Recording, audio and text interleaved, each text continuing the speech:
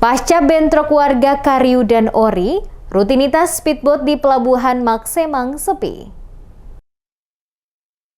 Kondisi sepi menyelimuti kawasan pelabuhan penyeberangan Maksemang, Desa Kamariang, pasca bentrok antar warga Ori dan Kariu pada Selasa 25 Januari 2022 yang mengakibatkan puluhan rumah terbakar. Beberapa orang terluka serta puluhan warga mengungsi. Tim Demes Media Group yang berada di lokasi Pelabuhan Maksemang mengabarkan, sampai dengan saat ini, tidak ada rutinitas speedboat yang datang membawa penumpang dari negeri tetangga Pelau dan sekitarnya ke Pelabuhan Maksemang seperti hari-hari sebelum terjadinya konflik. Warga sekitar lokasi pelabuhan yang ditemui mengatakan tidak mengetahui alasan pasti basudara para pemilik speedboat dari negeri Pelau dan desa-desa sekitar yang enggan melakukan rutinitas mengangkut penumpang untuk bersandar di Pelabuhan Maksemang.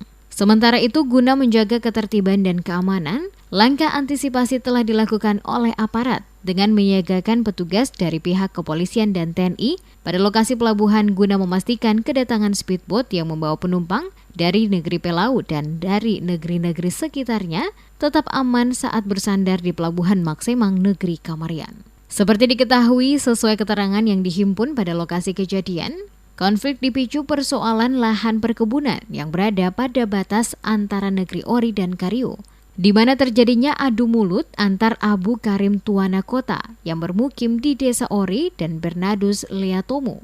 Pukul 15.00 waktu Indonesia Timur, kesalahpahaman tersebut berlanjut sehingga memicu terjadi konsentrasi massa dari negeri Ori dan negeri Kariu yang mengakibatkan terjadinya pembakaran beberapa rumah milik warga.